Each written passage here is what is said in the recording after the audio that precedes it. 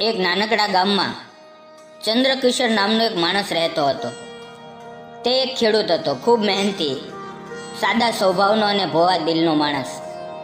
તેની પત્ની સાકરબેન પણ ઘણી જવાબદારી વાળી, શાંત અને પ્રેમાળ સ્ત્રી હતી. એમને એક જ દીકરો હતો, દર્શન. ચંદ્રકિશોરને પોતાના દીકરાથી ખૂબ પ્રેમ હતો. તે જ્યારે ખેતરમાં જતો ત્યારે ખેતરમાં પણ દર્શન વિશે વિચારી રહ્યો હોય. દર્શન ખૂબ હોશિયાર હતો.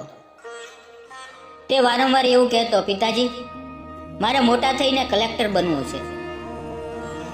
ચંદ્રકિશોરના મનમાં પણ એક સપનું હતું, મારો દીકરો કલેક્ટર બનશે, લોકોની સેવા કરશે અને મારી સાથે ગર્વથી ચાલશે. પણ વાસ્તવિકતા એ હતી કે ઘરમાં આવક બહુ ઓછી હતી અને ખેતર પણ નાનું હતું. 2 ભેંસ હતી, 1 બકરી અને થોડુંક આવકવાળું ઘર. પણ ચંદ્રકિશોરના મનમાં હતો વિશ્વાસ.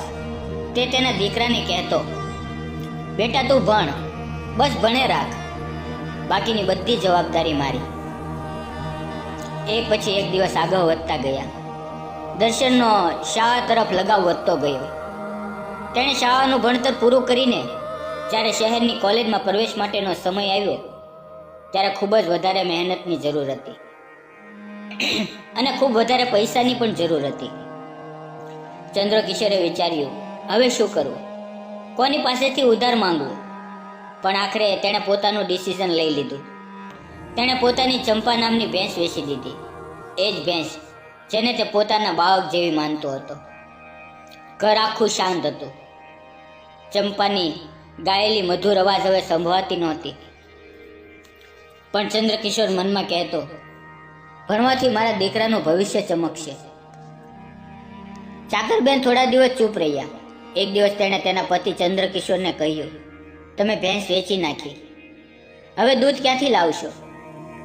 ત્યારે ચંદ્રકિશોર હસીને બોલ્યા, સપના માટે થોડી કુરબાની આપવી જ પડે ને. હવે શહેરમાં દર્શનનું ભણતર ચાલુ થયું.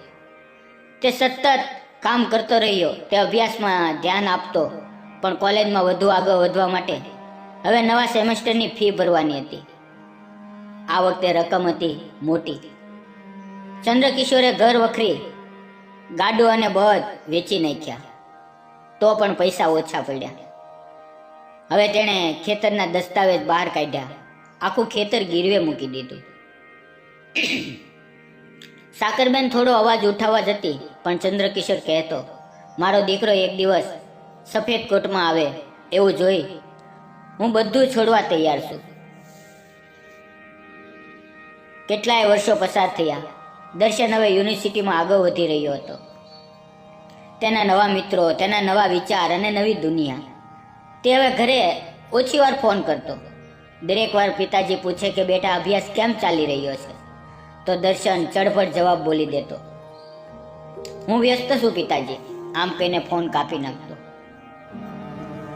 પણ પિતાનું હૃદય સમજતું હતું કે દીકરો દૂર થઈ રહ્યો છે. એક દિવસ દર્શને ફોન કર્યો, પિતાજી, હવે એક સિવિલ સર્વિસ કોન્ફરન્સ માટે કોલકાતા જવાનું છે, લગભગ હજારો રૂપિયા જોઈએ છે. ચંદ્રકિશોરે હા કરી, પણ ખિસ્સામાં રૂપિયા નહોતા. તેણે ઘરના જૂના વાસણો વેચ્યા, બકરીનું બચ્ચું પણ વેચી દીધું. ગામવાળો કહેવા લાગ્યા, ચંદ્રકિશોર તો દીકરાની પાછળ બધું વેચી રહ્યો છે. જો એ કલેક્ટર નહીં બન્યો તો આ માણસ શું કરશે? સાકરબેનની આંખોમાં આંસુ આવી જતા, પણ ચંદ્રકિશોર હસીને કહેતો, ભાઈ, વિશ્વાસ રાખો, મારો દર્શન એક દિવસ બધું સાબિત કરશે. અને આવી રીતે છેલ્લું સેમેસ્ટર પણ પૂરું થયું. હવે ફક્ત પરિણામ આવવાનું બાકી હતું. જેમ જેમ દિવસો વીતતા રહ્યા, ચંદ્રકિશોરના દિલમાં એક અજાણ્યો ભય ઘેરાતો ગયો. પરિણામને દિવસે દર્શન ફોન કરીને બોલ્યો, પિતાજી, હું પાસ ન થયો. એક પળ માટે ચંદ્રકિશોર ચૂપ રહી ગયા. પછી ધીરે ધીરે બોલ્યા, ઠીક છે બેટા, આ બધું ભગવાનની મરજી. તે રાત્રે ચંદ્રકિશોર પથારી પર પડી રહ્યા. આમ નામ ચૂપચાપ. તેને યાદ આવ્યું એનું ખેતર, ચંપાની આંખો, પોતાના હાથથી દોરેલી દર્શનની નાની ડ્રોઈંગ. મારી ચંપા, મારો દોસ્ત. ઘણા દિવસો પછી દર્શને કહ્યું, પિતાજી, હવે હું એક સરકારી કચેરીમાં નાની નોકરી કરું છું, સહાયક તરીકે. પિતાજી હસ્યા. સારી વાત છે બેટા, કામ કોઈ નાનું નથી હોતું. એક દિવસ દર્શનને એક સારી છોકરી મળી. તે હતી અમૃતા. શુદ્ધ વિચારવાળી, મહેનતી અને સારી ઘરની છોકરી. અમૃતાએ દર્શનને પસંદ કર્યો. લગ્ન થઈ ગયા. શહેરમાં નવા ઘરમાં આવે દર્શન, અમૃતા અને ચંદ્રકિશોર રહેવા લાગ્યા. પત્ની તો ઘણા સમય પહેલા ગુજરી ગઈ. શરૂઆતમાં બધું સારું હતું. પછી ધીરે ધીરે અમૃતા ચંદ્રકિશોર માટે તીખું તીખું બોલવા લાગી. અંકલ, રસોડા પાસે આવીને વાસણ ન અડો. આ ઘરમાં મફતમાં નહીં રહેવાનું. આવા બબ્બે શબ્દો, આવા કડવા શબ્દો. એક દિવસ ચંદ્રકિશોરનો પગ લપસી ગયો. થોડું લાગ્યું, લોહી પણ આવ્યું. અમૃતા દોડીને આવી પણ કૂતરાને રમાડતી રહી. ચંદ્રકિશોર તેને જોઈ રહ્યો અને મનમાં બોલ્યો, હું હવે અહીંયા અજાણ્યો છું.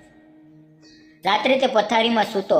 પત્નીની જૂની ચાદર છાતી પર રાખીને કહી, વાલી, તું હોત તો આવું ન થાત.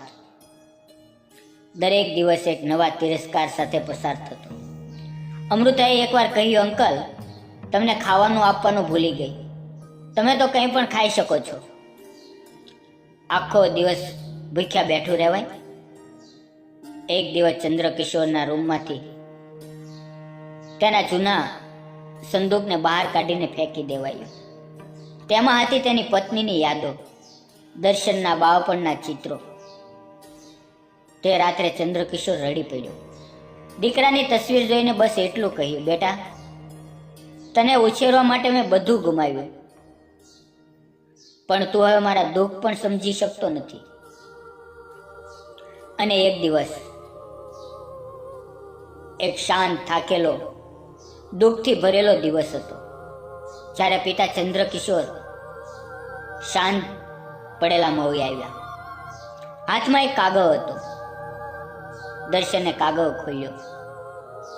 તેમાં લખ્યું હતું, બેટા દર્શન, હું તારા સપનાની પાછળ મેં મારી આખી દુનિયા આપી દીધી. ચંપાને વેચી ત્યારે તારો પ્રવેશ થયો. ખેતર ગયું, ઘર ગયું. આખરે તું બન્યો નહીં કલેક્ટર.